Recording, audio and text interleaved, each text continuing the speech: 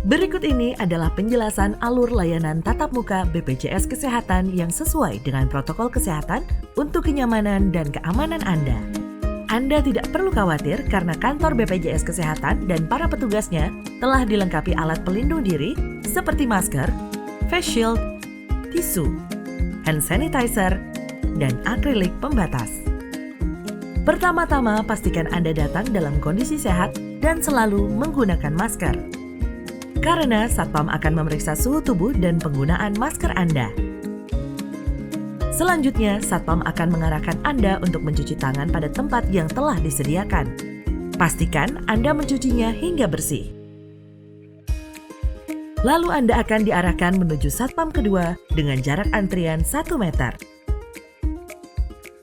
Satpam kedua akan melakukan identifikasi kebutuhan Anda dan menyeleksi layanan yang bisa dilayani secara tatap muka. Setelah diseleksi, Anda dapat mengantri menuju Service Officer.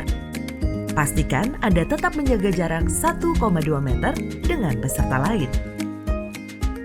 Anda akan diarahkan menuju meja pengisian checklist persyaratan dan akan mendapat nomor antrian dengan bantuan Satpam. Anda dapat menunggu antrian di kursi tunggu yang sudah diberikan jarak lebih dari 1 meter antar peserta.